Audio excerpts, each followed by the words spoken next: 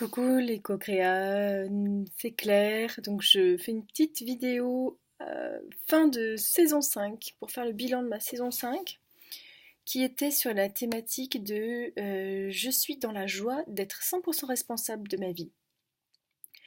Donc, je vais vous partager mes apprentissages et mes pépites de lumière. C'était une saison assez intense dans l'énergie de l'automne, hein, avec une petite fin au mois de novembre assez dense. Alors, chronologiquement, parce que je veux vous partager les prises de conscience. La première des choses, c'est je reconnais et accepte où j'en suis. Pour être responsable, il faut déjà savoir voilà, où on en est et accepter, prendre pleinement, épouser pleinement la situation. Donc moi, ça a été beaucoup des questions sur l'autonomie, qu'est-ce que c'est être autonome. Et j'ai vraiment pris conscience que j'avais un beau travail à faire sur l'estime personnelle.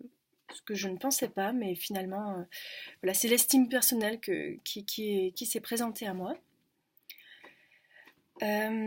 Ensuite, je sors de la croyance que tout repose sur moi. Je fais le premier pas et laisse l'univers faire le reste. Donc pareil, moi j'ai confondu à un moment donné être 100% responsable avec tout gérer. Et finalement, je me suis mis beaucoup de pression. Dire, bon, si ça se passe pas comme tu veux, t'es responsable, faut que tu te démènes. Bon, voilà. Donc j'ai vite lâché prise en comprenant que c'est pas ça, hein. Faut juste rester dans l'intention et laisser travailler l'univers surtout. J'accepte, je pardonne, tout ce qui arrive appartient au passé. Donc ça va avec épouser la situation, hein, mais aussi en temps réel, réaliser que ce qui se manifeste, c'est déjà le résultante d'une énergie passée. Ça m'aide beaucoup encore. Être responsable, ce n'est pas tout gérer, mais choisir son intention et s'ancrer dans la foi. Ça rejoint la première. Je choisis que le plus important est l'amour, les échanges, le pétillement, la magie avec chaque personne que je rencontre. Je remets de la perspective dans les situations, comparer, sortir du contexte pour retrouver le choix. Ça aussi, c'est quand j'ai senti à des moments comme une forme de fatalité ou d'enfermement. Voilà, c'est une manière de remettre du champ, en fait, de la perspective, hein. Au-delà de tous mes rôles, je fais de la place pour mon être, pour la femme que je suis.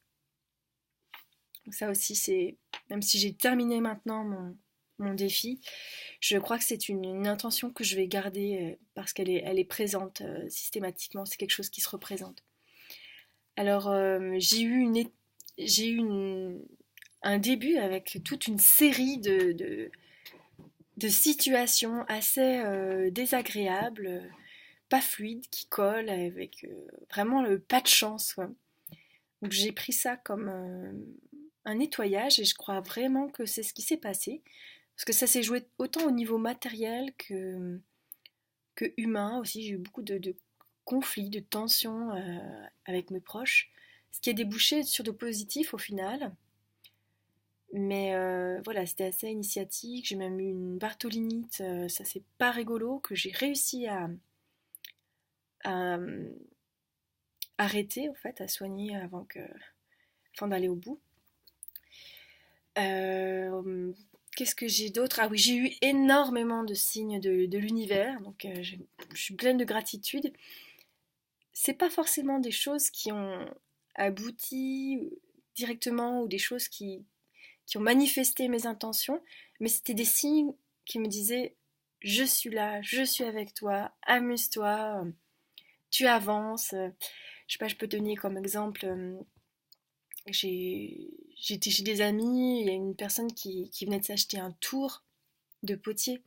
Moi, c'est quelque chose que je rêve de faire depuis longtemps. Je me suis toujours dit, à la retraite, je ferai de la poterie. Et là, j'ai eu l'occasion, comme ça, de manière imprévue, de m'initier. C'était super chouette. J'ai eu.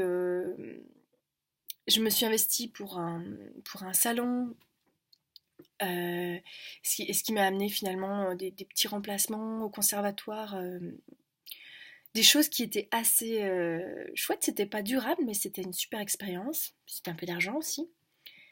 Des petits clins d'œil d'une consultante qui me suit via Pôle emploi, qui me dit des choses qui sortent complètement du cadre de Pôle emploi et qui sont complètement en lien avec ce que je vis, avec mon défi, avec mes intentions. Ça m'a beaucoup fait rire.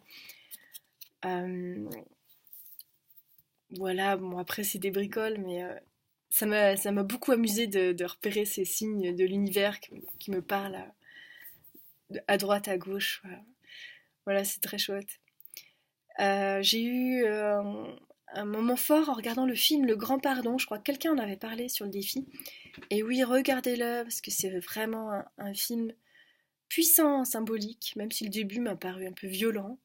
Après, je trouve qu'il y a des images super puissantes qui m'ont marqué, comme par exemple, un moment, le personnage principal est au milieu d'un lac sur une barque, et c'est le lac où il a commencé à avoir des histoires qui l'ont mené à perdre ses enfants. Et qui regarde, il revit ça et il voit la barque qui s'ouvre, il commence à prendre l'eau, il commence à dire ah non, au secours. Et là, il y a Jésus qui est là, qui dit regarde-moi, regarde-moi. Et au moment où il le regarde, euh, il lui dit ça, c'est tes pensées, c'est toi qui crée ça, regarde-moi. Et la barque, elle se referme et tout va bien. Voilà, et ça m'a parlé, je me dis oui, c'est ça qu'il faut. Voilà, donc c'est très chouette, regardez-le à l'occasion, moi je l'ai trouvé en streaming. Voilà, et pour le reste donc de cette saison, bon, c'est en cours. J'ai pas trouvé le job de mes rêves, mais par contre, j'ai été contactée par un employeur. Je l'ai partagé sur le site parce que je trouvais ça assez amusant. On m'a proposé un poste qui était assez bien, que j'ai refusé au final parce que j'ai préféré conserver un équilibre favorable pour ma famille, parce que c'était beaucoup d'heures. Bon, même si ça m'aurait facilité un peu les choses, ça m'aurait soulagé, surtout au niveau matériel. Puis ça m'aurait permis de passer à d'autres choses. Bon, voilà, j'ai préféré garder foi qu'une autre solution viendra à un moment plus opportun, c'est-à-dire peut-être début janvier, pour passer à d'autres choses, tout en conservant mes activités parce qu'elles se développent pas mal. J'ai eu quand même plein de coups de pouce. Je sens que voilà, je commence à avoir un petit peu plus de réseau et je sens que ça peut aboutir par plus d'activités.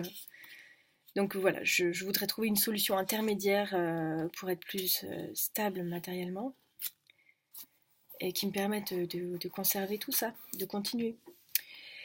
Voilà pour les nouvelles. J'ai tardé à faire mon bilan parce que le jour sans était autour du 10 novembre, par là.